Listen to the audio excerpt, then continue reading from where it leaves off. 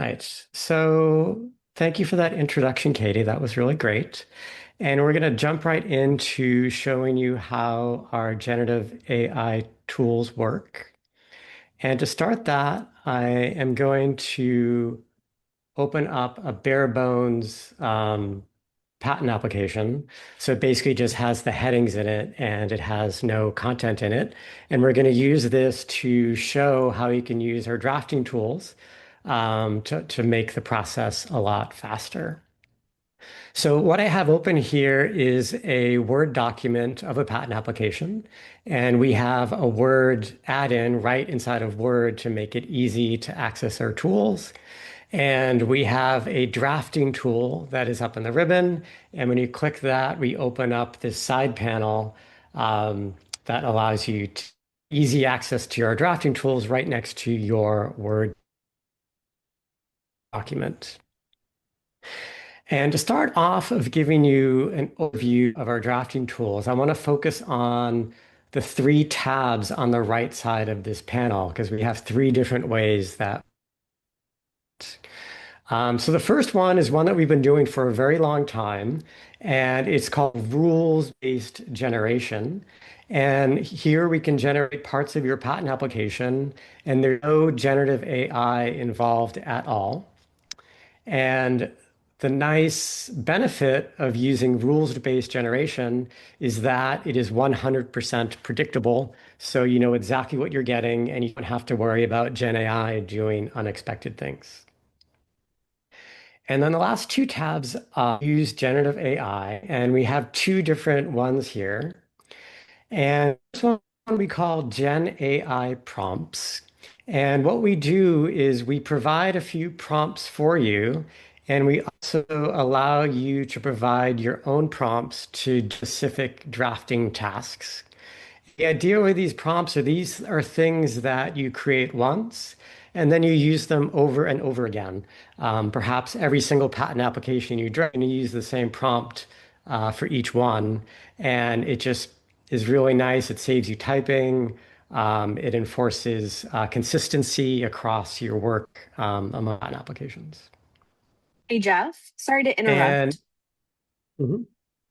Go ahead. So a couple of requests for you to enlarge your screen if you can. It looks like the screen is very small, it's difficult to see the text. Oh, okay. Let's see. And we're also getting some mention of an echo. Okay. Thank you, Uh, everyone. that fixes that.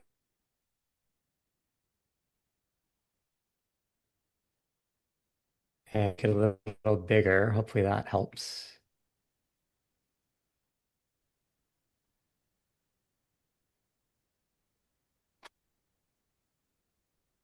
Does that look better for you, Katie?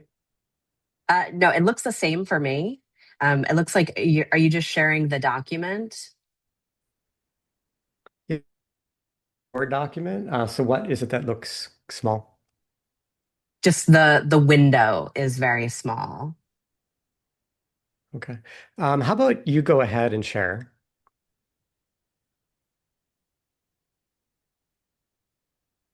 Right? One moment.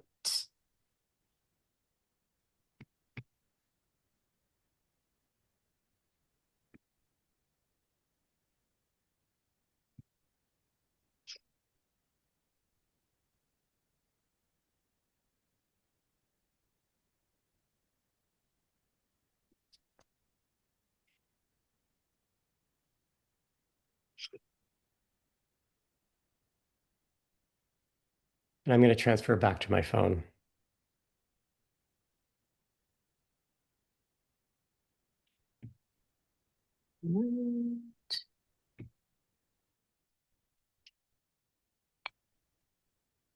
Um,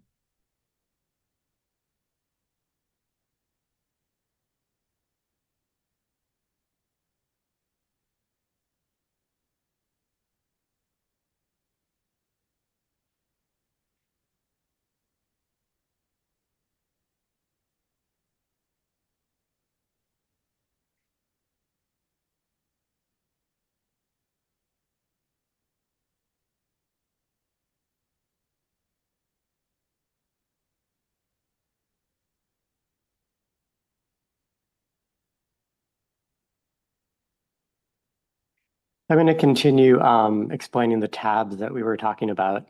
So I was just talking about the prompts tab. And then the last tab we have is what we call the Gen AI chat tab.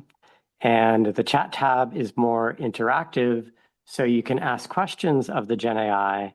And these are going to be instances where you're doing something more specific that is going to be different for different applications. So you might not want to use a prompt and instead just ask specific questions and get the answer from the Gen AI.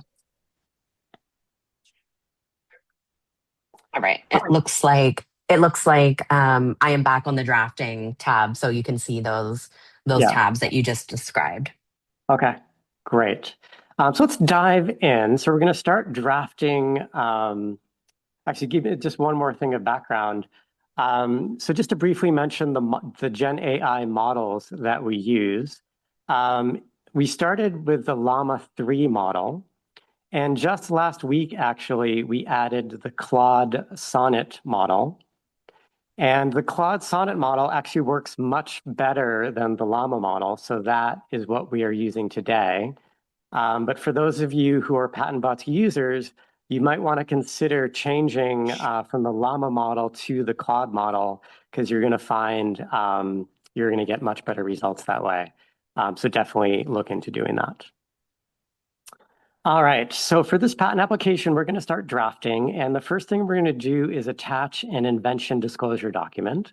And we make that very easy in the Word panel. So Katie's going to go ahead and select one. And it's in the voice bank folder. Yep. Thank you.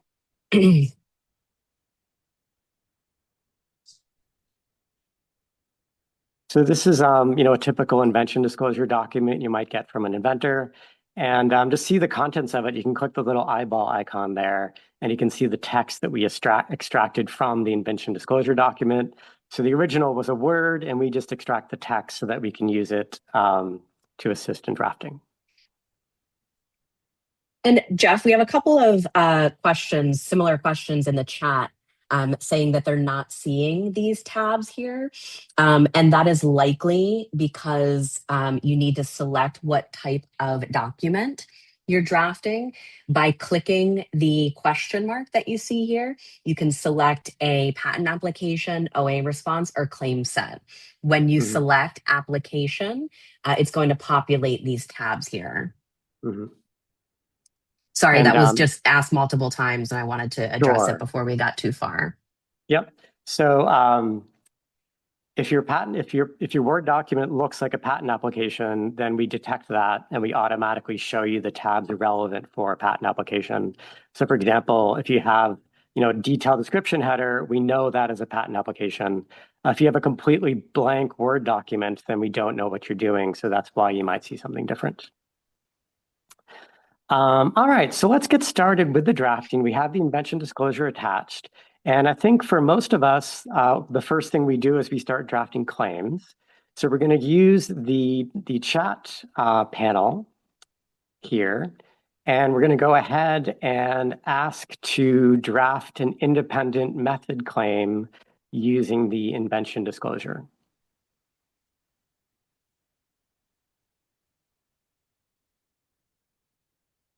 All right, so we're now sending that question or that request to Claude. And we've also are sending the contents of the invention disclosure document to allow Claude to perform the task for us. And another thing behind the scenes is that we have created a patent application drafting skill to help Claude do the right thing. So right now, Claude is using that skill. It's using a request, it's using the invention disclosure, and it is performing the task that we asked. And if we scroll down, we can see the output there. So the first part is Claude explaining what it did. The next part is the claim one that Claude drafted. And if we scroll a little further, then there are some notes, things that Claude think might be important for us to consider as we're working on this. And the text that's generated is quite good. As a patent attorney, I have pretty high standards for my work. and I'm quite impressed at how well Claude does this. But I do want to tweak this. That looks like a very long claim. So we're going to do another request, and we're going to say to Claude, that seems long. Can we capture the invention and make it shorter? So basically, we want Claude to try again, but to draft a shorter claim, so one that is hopefully, broader and gives us broader scope. And while Claude is doing that, so we're doing this live demo, so it's going to be a little wait every time we ask Claude to do something. So we'll use those. Oh, here we go. So here is the shorter claim one. And again, this looks like a good encapsulation of the invention. So what we're going to do is we're going to go insert this into the Word document. So in the Word document, we're going to scroll down to the claim section. And we're going to put the cursor, under that line there. We'll just do a new paragraph. Maybe do an undo to get rid of the numbering. Oh, yeah, just sorry. yeah. So Yep. go ahead and do it there. That's perfect. So we now inserted this shorter claim one into the patent document. So this is a good start. And often the next thing you want to do is to draft dependent claims. So we're going to ask Claude to do that as well. So we're going to say to Claude, draft 8 dependent claims, and we're going to give it more specifics. We're going to say the claim should cover material from the invention disclosure that is not in the independent claim, and also provide backup if in case there is any 101 rejections in prosecution.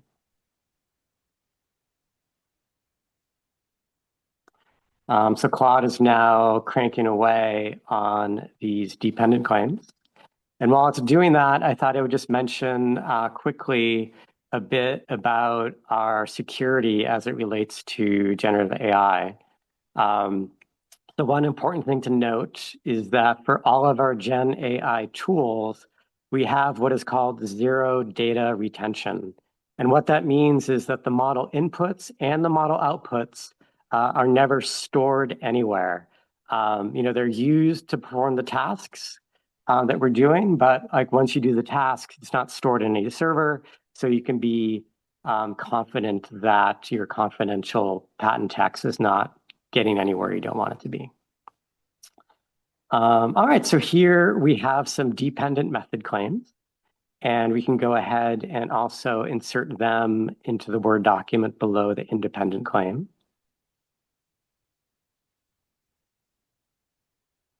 Yep, I will do that. Sorry, one question. Someone asked about confidentiality. And Jeff, I think you just hit on this, that nothing is used, inputs or outputs, nothing is used for training models. Yes, yeah. In addition to not being stored anywhere, inputs and outputs are not used for training anywhere. Mhm. And I'm sorry, the next directive, please. You said insert these under.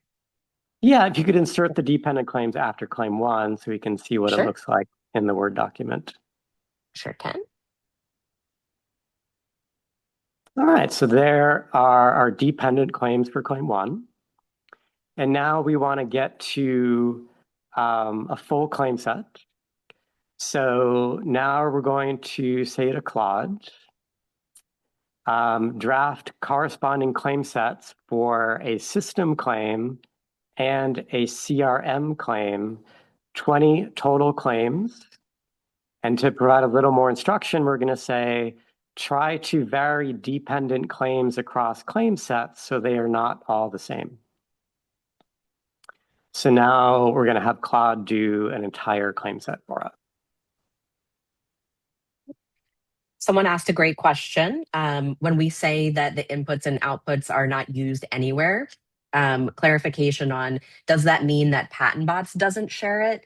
Or does the underlying model not use that information? Yep, it's true in both locations. We only use the inputs and outputs to provide them to the model, get them back from the model and then provide them back to you. and then everything is completely thrown away. Neither us nor any Gen AI is going to use your data. All right, so now it looks like we have a full set of 20 claims. And I think probably the easiest way to get these into the patent application is just to delete all the existing claims. And then we'll go ahead and insert this full claim set into the claim section.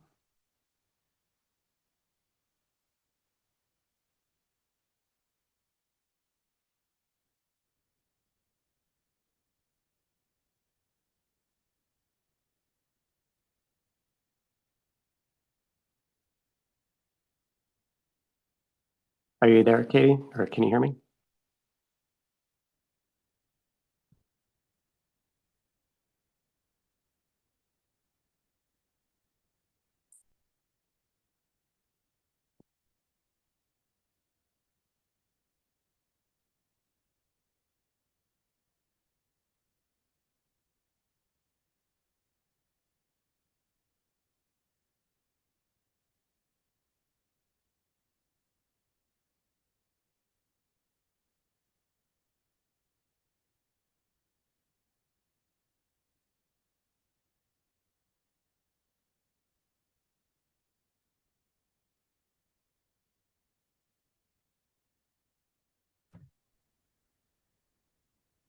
Can you hear me okay, Katie?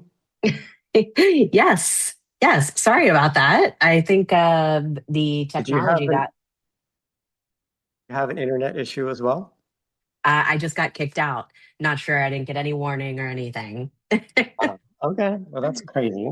This is kind of worst case scenario for a demo, but we'll deal.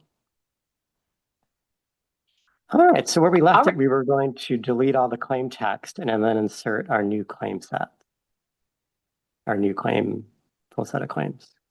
Just delete that. Get rid of this. Yeah, I can get rid of the a method for too. Sure. Yeah. All right.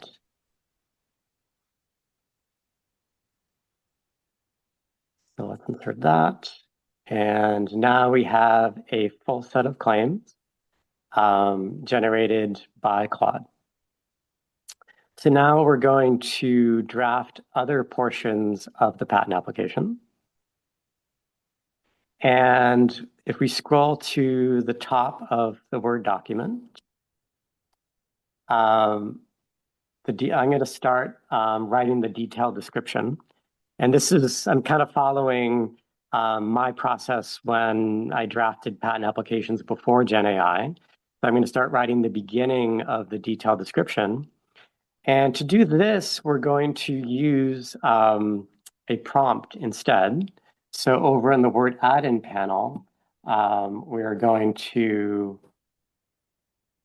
switch to the prompts tab.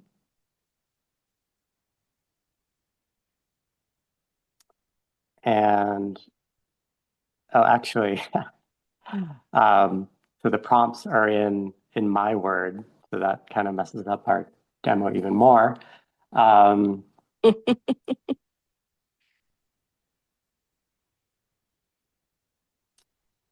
right. Do you just want to paste it for me, Jeff, and I can just create it really quick? Yeah, I'm going to do it as it'll show up in the Gen AI prompt at the bottom. Give me one sec.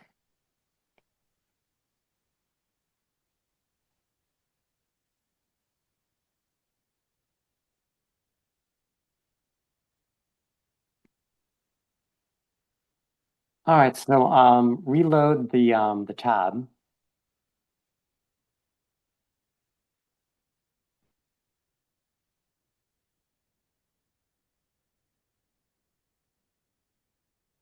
And after you do that, the drop-down menu at the bottom will have the spec intro prompt.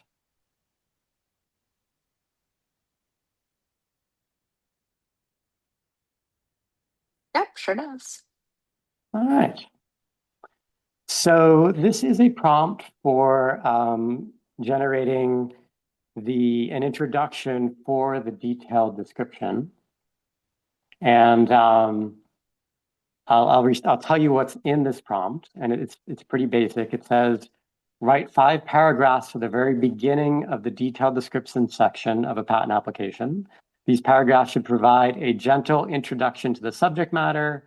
They should convey the main novel ideas to help the patent examiner understand the technological contribution and appreciate the importance of the invention. So let's go ahead and run that prompt if you haven't already.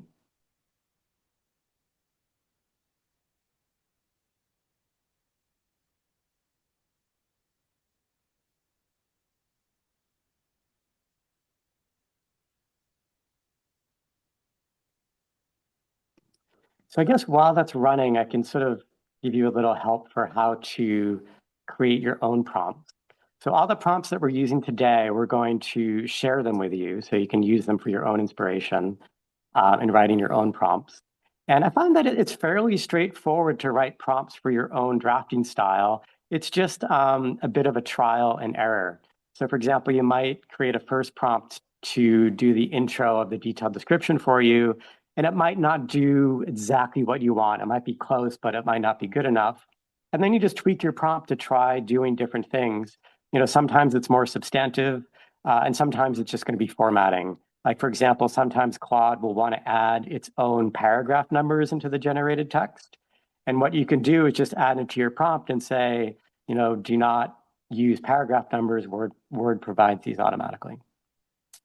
All right, so here is a prompt for the intro of the detailed description. And we have 5 paragraphs here.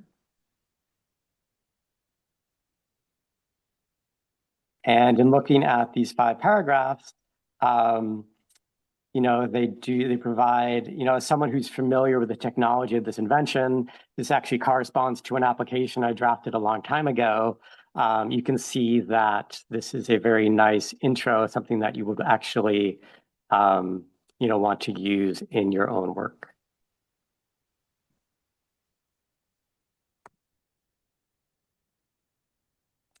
And one thing that you can do, so in looking at the text here, there's something a little odd that I don't like.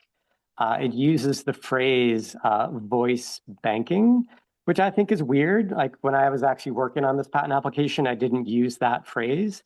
And instead, I used the phrase voice bank, without the ing at the end. So this is a good example of how you can easily use the chat functionality to change the language that you just wrote. So we can say to Claude, rewrite paragraphs 5 to 9 so that voice banking is not used as a noun.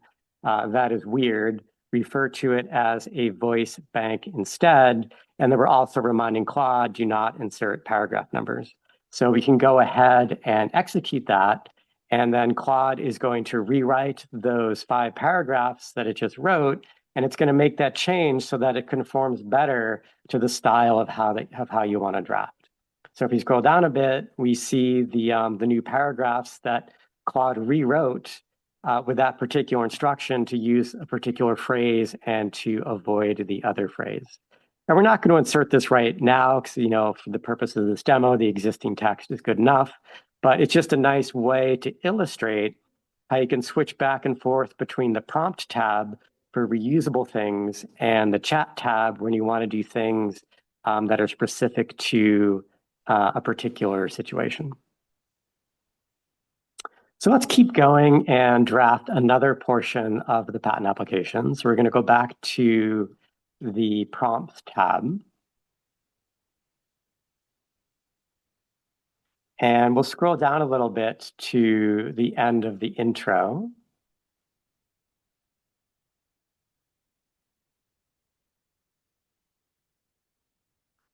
And in the last paragraph there, we're going to now we want to write a description of a flowchart for our method claims.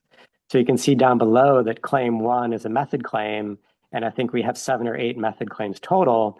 And what we're going to do now is ask Claude to write the text describing that flowchart. And I think you need to That's a prompt. yeah. If you do the drop down, do you see the method claim prompt? Okay, so No. do a reload and it'll show up right away.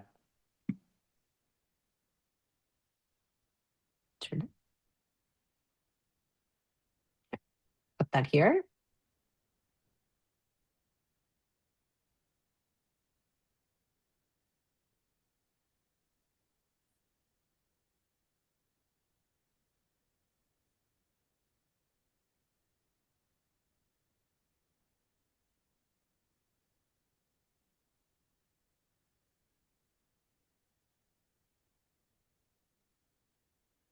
All right, do you have it now?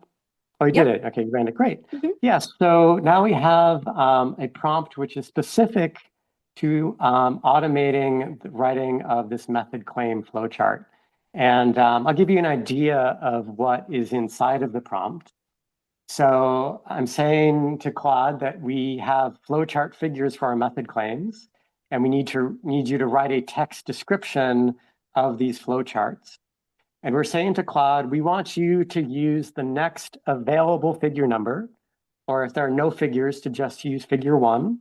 And you can see that Claude did that right, and it started with figure 1. And we're also telling Claude that we need reference numbers, and all of the reference numbers should start with the same digit of the figure number. And when we look at the text here, we can say that Claude did that as well. So all of the steps have reference numbers that are in the hundreds.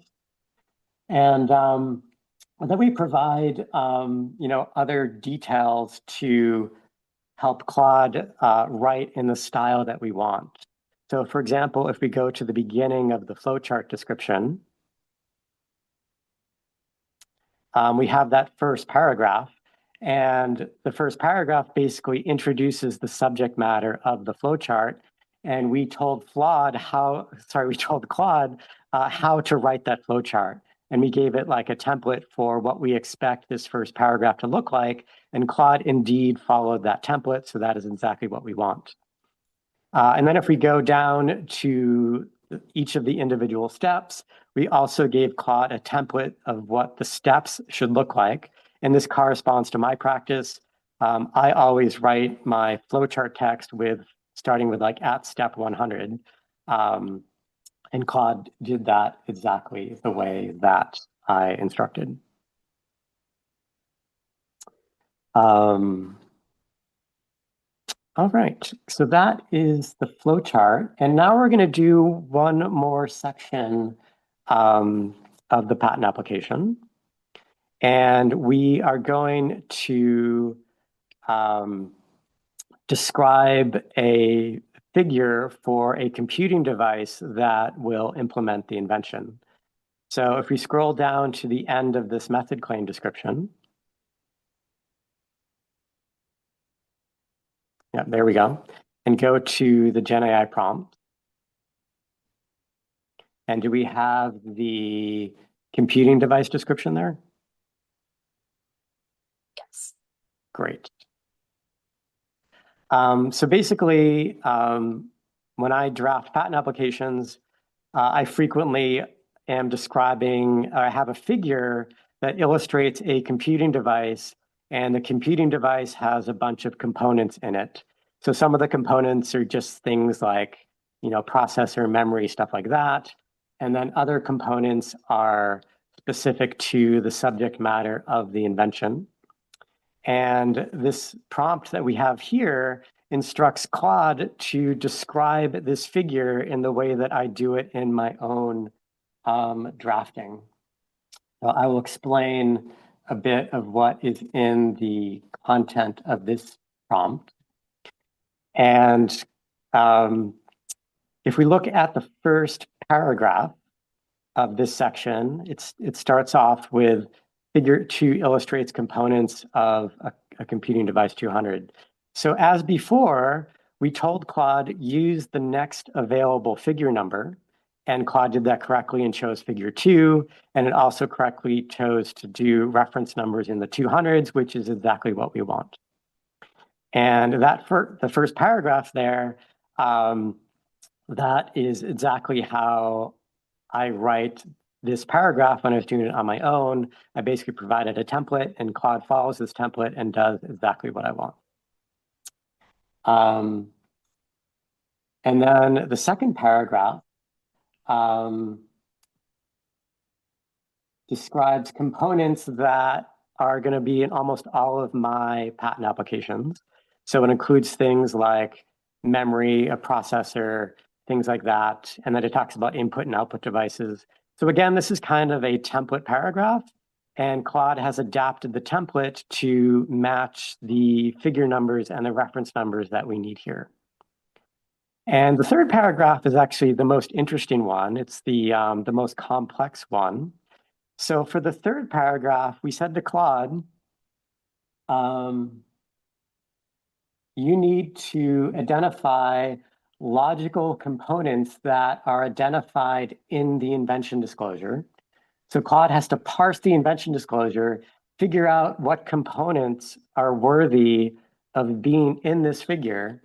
And then we said to Claude, write a paragraph where it's a sequence of sentences where each sentence corresponds to a component. So if we look at the first sentence here, it says computing device 200 may have a phoneme count data structure component 240. And then it has a brief description of what that component does. So that is exactly the kind of thing that I used to do manually, and Claude does this very well for me. And Jeff, another we have two. thing, Sorry, we have two questions that I just wanted yep. to clarify before we move on. It Mhm. related back to when we prompted to provide 101 backup. Mhm. The question is that assuming to avoid 101 rejections, and how does the system do that? Yep, so that's exactly right. Often I think a frequent strategy for patent attorneys is you want to be ready to respond to a 101 rejection. So you're going to have dependent claims that are specifically written to make that process easier. And honestly, the way that Claude does that is there's kind of two parts.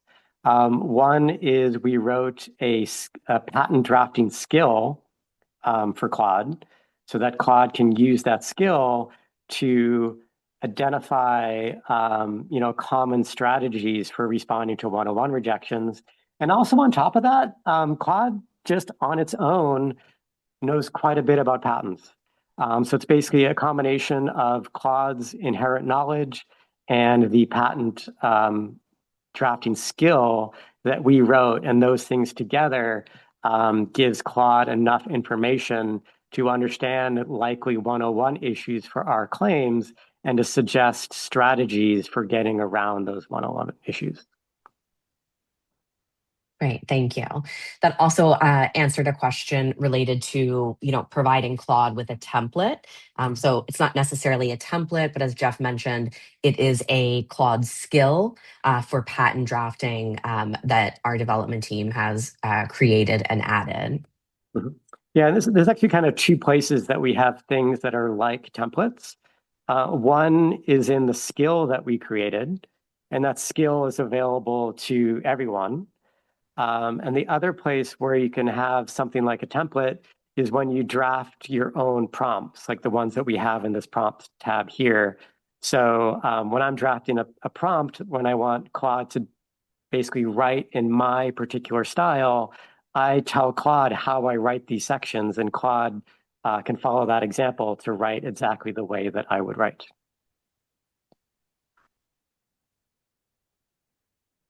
And one kind of example of that, so we just drafted this computing device section.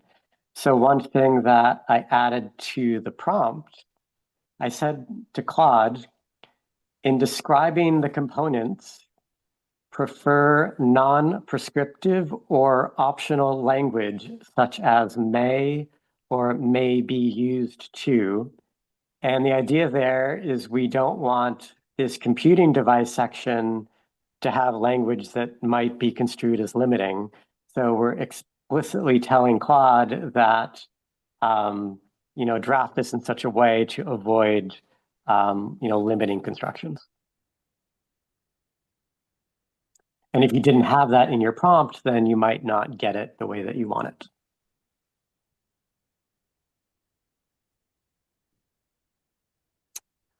So we're going to do something a little different now. Do you think there's any questions before we keep going? Um, there were two other questions. If we could cover them fairly quick. One of the questions was, how do you prevent the model from adding material to the specification? So I guess, I mean, material only gets added to the specification based on you taking an explicit action. Um, in the Gen AI prompts tab, when you run the prompt, it's going to put the material into your specification. And by default, we have those little yellow tags that you saw. So it's super clear that Gen AI wrote this text. Um, and then for the chat tab, you have to manually click the insert button. And when you click that insert button, we again have those yellow tags, highlighted tags. So it's super crystal clear, exactly what you've written and what the Gen AI has written. So I think that addresses your question, but let us know if that's not what you were asking.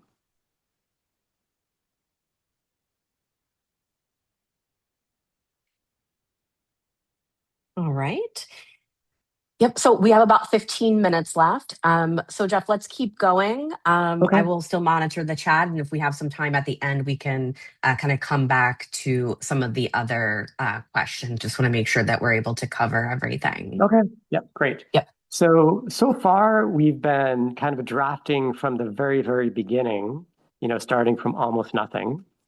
And now we're going to switch to another Word document where the patent application is mostly drafted. That's going to be the voice bank application.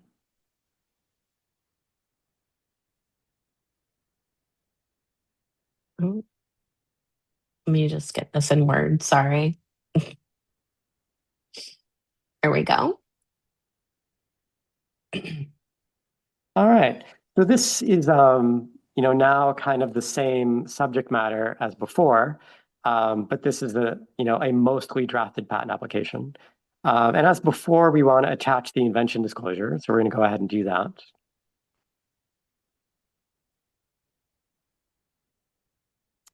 And now we're going to illustrate other sections that you can draft using Gen AI. And what we're going to do is we're going to draft the brief description of the figure section. And so we'll put the cursor in that paragraph. And then we're going to select the prompt. It should be there for brief description of the figures. Great. And let's go ahead and run that. So now we have a prompt where we're telling Claude to draft this section. And this is honestly a fairly easy one to draft. We're basically just telling Claude, provide a brief description of each of the figures. And we're telling Claude to give each figure its own paragraph to make sure that the description is brief and do not include any reference numbers in this section. And we went ahead and did that, and it works great. And I think this is a great place to talk about the differences between using generative AI and using our rules-based generation. So those of you who are patent box users, you'll be aware that we have a rules-based approach to generating the brief description of the figure section. So you have two, very different ways of generating this section. And you might ask, well, which one is better? And honestly, here, I think they're both great. Like they're both great solutions for drafting this section. It's actually a fairly easy section to draft, and both of them do it very well. So I would say, it doesn't really matter. Both techniques are great. But for drafting other things, I think the rules-based generation is a clear winner. And I think a great example of that is the claim summary section. So if we scroll up a bit and put the cursor there, um, we have a purely rules-based technique for generating the claim summary section. And what we're doing is we are taking the claims that have already been drafted, and we're using rules to change them so the claims come across as prose text instead of looking like claim language. And the reason why a rules-based approach here is the clear winner is that for the summary section, you want exact verbatim support for your claim language. And with a rules-based technique, you know 100% that exactly what you're getting and that you have exact support for your claim language. You could do this with generative AI. You could create a prompt to do it. And it would look good, but the issue is that generative AI is not 100% predictable, and it might not do exactly what you want. It might change your claim language. So in order to be sure that you're getting what you want, you'd have to carefully proofread the text that was written by Gen AI, and then that kind of defeats the purpose of doing that automation.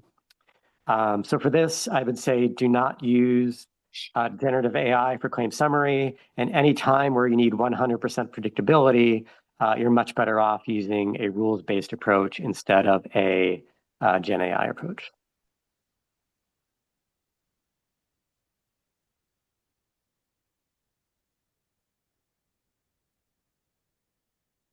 So I think that covers everything that we wanted to cover today.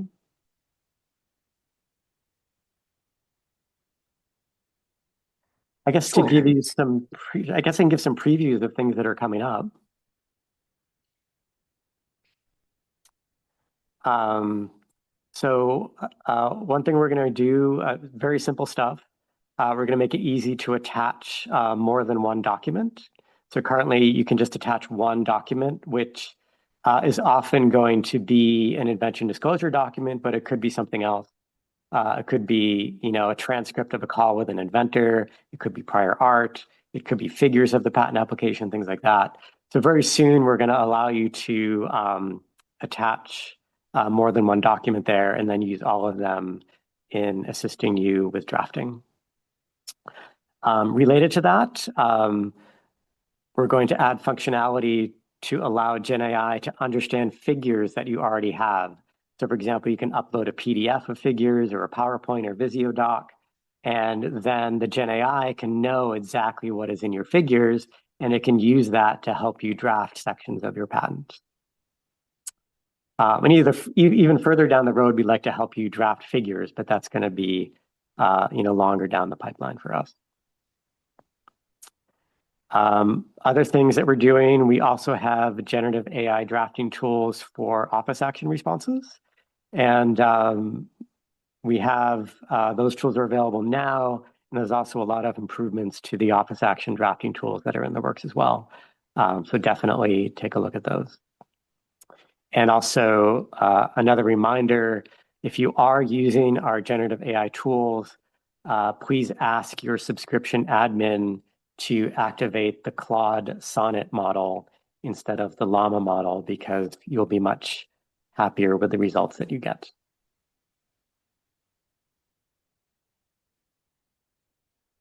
Any other questions, Katie, that we could take? Yeah, we do. Related to the chat, can Claude do prior art check or draft claims to avoid 102 and 103 rejections? So that will be part of our office action drafting tools. And yes, one of the great things that we can do is we can automatically get the cited patent prior art and provide them to Claude. And then Claude can help you identify which limitations of your claims are not described in the prior art or, have the weakest support in the prior art. And you can also ask Claude to help you draft claim amendments to overcome the 102 or 103 rejections. And just to give you, we don't do this part yet, but another thing that's coming soon um, is that we plan to also provide Claude with background of your particular patent examiner. So for example, we can provide Claude with arguments that other patent attorneys use successfully with your specific patent examiner. And then, it's more likely that if the argument worked for another patent attorney, it's more likely to work for you with this same patent examiner. I think in particular, that might be helpful for 101 rejections, 112 rejections, but it could also be useful for 102 and 103 rejections.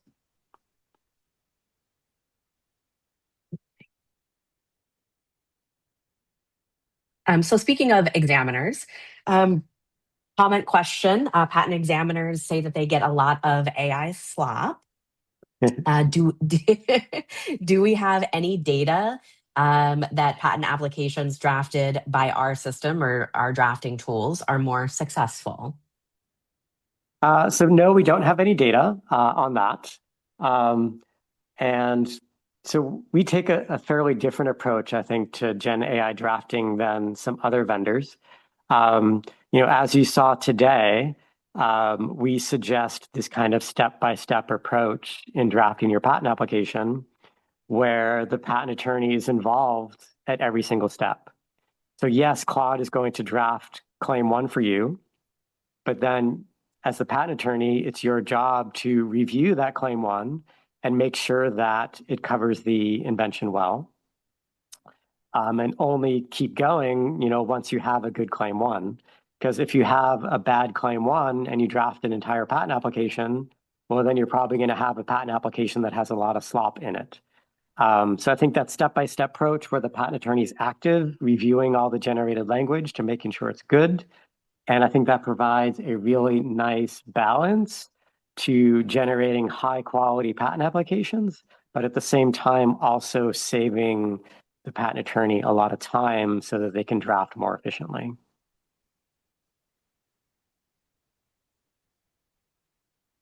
Excellent. Thank you, Jeff. And then we have another question. Once the prompt generates output, like we showed in the computing device description, is there a way to prompt-wise massage language, or will later steps be manual? So I think they want to modify the prompt. And if you want to go to the drafting, if you want to go to the prompts tab, Katie. So we allow you to create your own prompts. So if we click the create prompt button, we open up this little dialog, and this is a fantastic way to experiment with your own prompts. So you provide a title for the prompt, you provide the content of the prompt, and then you use it. And if it does what you want, great. If it doesn't do what you want, then you click the edit button and you update the prompt. And then you delete the previous text that the prompt wrote and you try again. And it's a super fast and efficient way to iterate over prompt drafting until you get something that you really like. And that's exactly why we put the prompt creation right inside of the prompt page itself to make it super easy to experiment and play with it.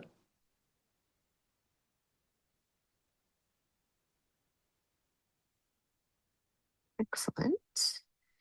And then we do have one more question, it looks like, one outstanding question.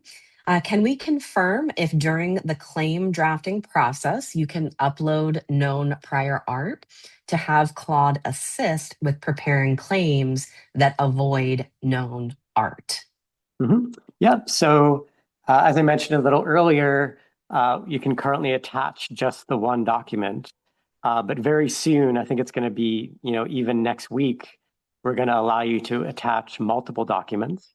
And you can attach a prior art document there in addition to your invention disclosure document. And then when you are instructing Claude to draft claims, you can be really explicit and say to Claude, I've attached the Smith reference. Please make sure that any claims that you draft are distinct from the Smith reference. And I anticipate that Claude will be very successful at doing that well.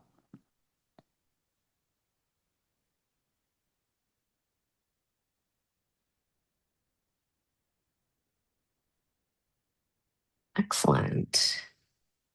Thank you. Thank you so much, everyone, for all of the wonderful interaction as well as the great questions. And Jeff, thank you very much for taking us all through that wonderful presentation on Gen AI and prompting and Gen AI chat. That is currently all that we have for everyone today. Before we say goodbye, just a quick reminder of how you can get in touch with us. Email is, of course, going to be the most effective way.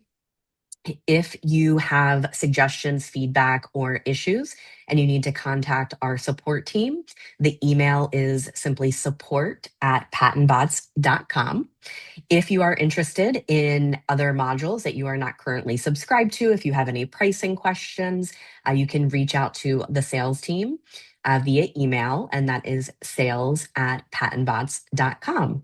And once again, everyone who registered will be receiving an emailed link so you can review the recording at a later time.